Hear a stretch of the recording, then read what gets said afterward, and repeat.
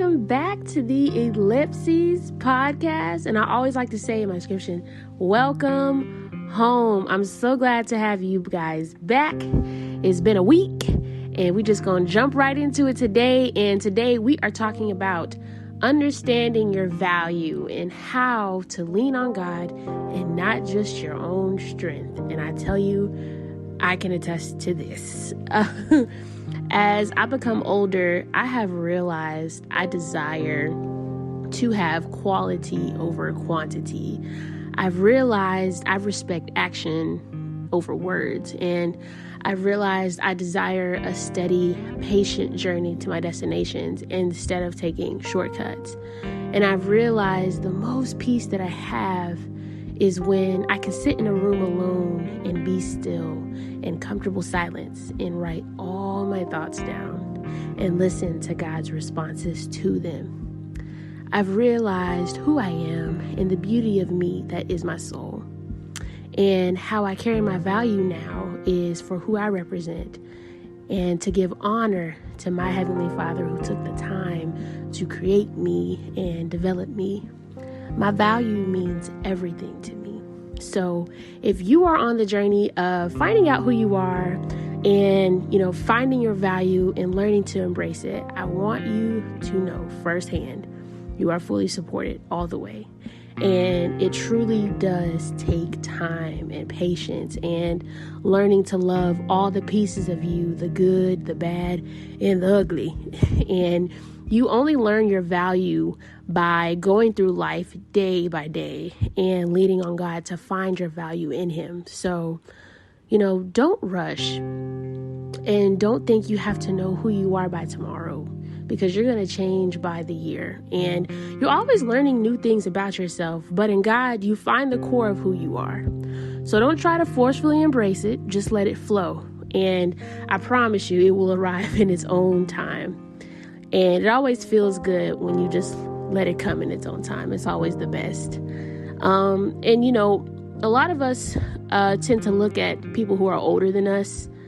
I really want to say, don't look at women and men who are ahead of you and feel that's who you have to be immediately in terms of knowing who you are and your value. Understand the age on them and what wisdom and experiences that came with them. They all had to go through the journey of finding their value just like you are today. And, growing up, I tried to find my value in everything else but God at the time because I wanted to physically see and hear it instead of just finding my core of who I really was in God. I tried to find it in clothes, sports, relationships, work. I tried everything. And this was in 2016 through 2020. So this is about 4 years of my life. I had come home from school back in 2018 at the time because I had searched for my value in the wrong places. Before I had went off to college, I had given someone control to tell me what my value was, and I never took the time to heal from it. And because it hurt so bad at the time, I went off to school and went buck wild and looked for anything that could validate my value.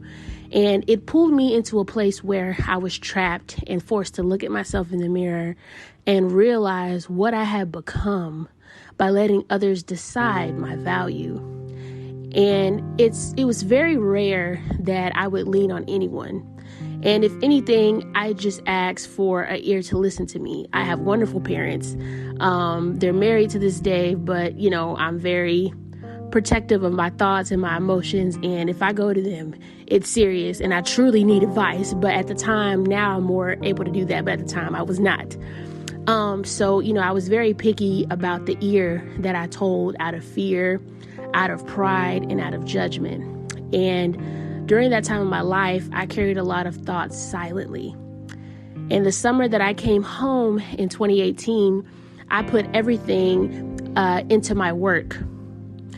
And when I put everything into my work, I chose to put my value in it. I was working so hard. I had 3 jobs and I was trying to, move as fast as I could to get my car and to save for an apartment. And I was doing it all on my own and in my own strength. I was working till like 6 a.m. to 11 p.m., waking up at 5 a.m.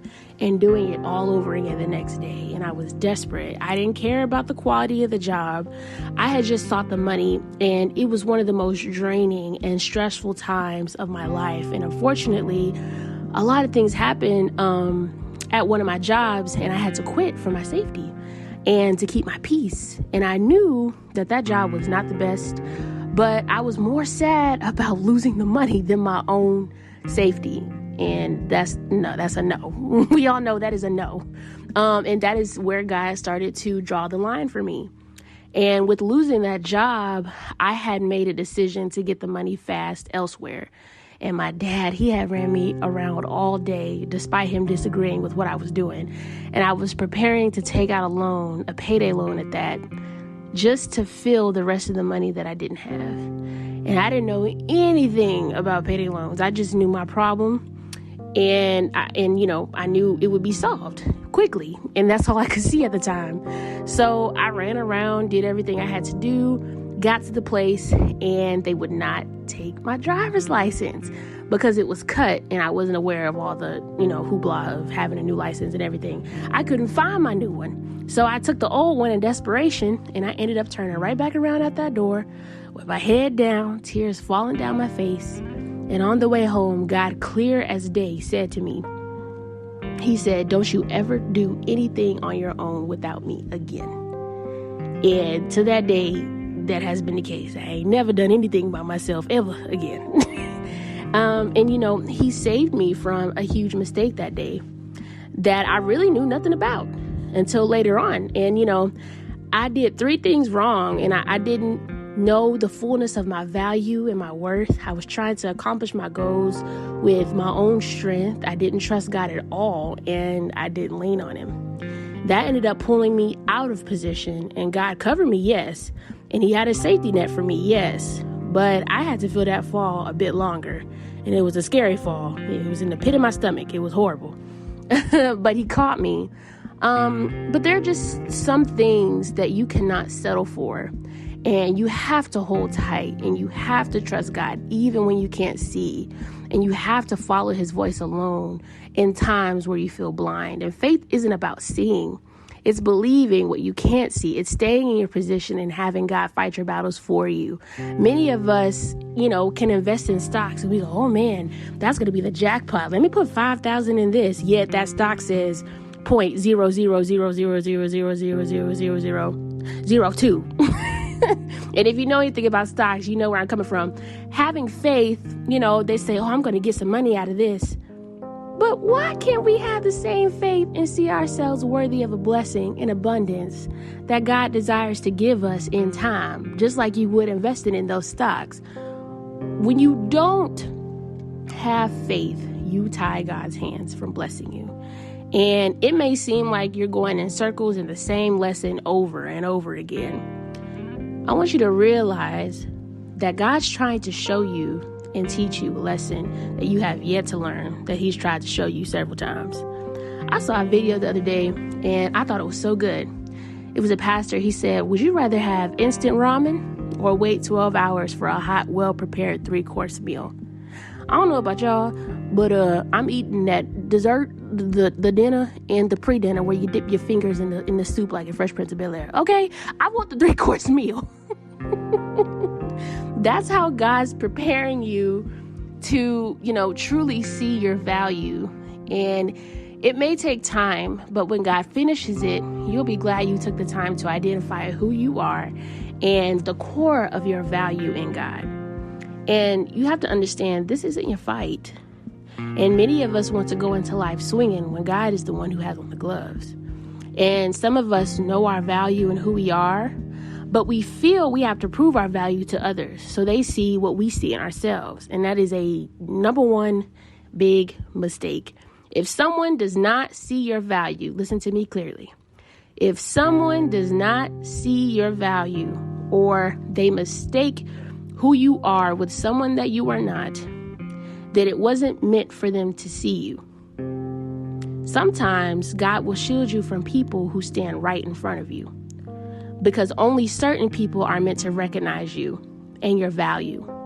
So don't prove yourself to anyone. God will reveal you to the people meant to see you. Or you have some people who may feel like you are at the point where you deserve your blessings now. You've waited, you've prayed, you've fasted, you've stayed in position, and you want to see the result now because you've just done everything you're supposed to do. And you're getting frustrated, and you want the items now. You want the praise now. You want the promotion now, and you want to be seen now. And you might think, gosh, I need this money now. I've done your work. I found my value. I found who I am. And God's saying, not your timing, but my timing. God is still putting in position the people around you so that when he blesses you, you have the right people to show you how to handle the blessing. Usually blessings as these, where you've done everything that you've had to do and you've been obedient and you've stayed in position, and it just feels like it's taken a long time. These are big blessings, and they have to be sent out at divine timing. So don't forget your worth. Be patient. Know your value. Be open to the lessons of getting to know who you are. Keep God in the middle in all that you do. And, don't forget that God has your back, because he's going to fight for you in all things that come your way in your life. I love y'all so, so, so much.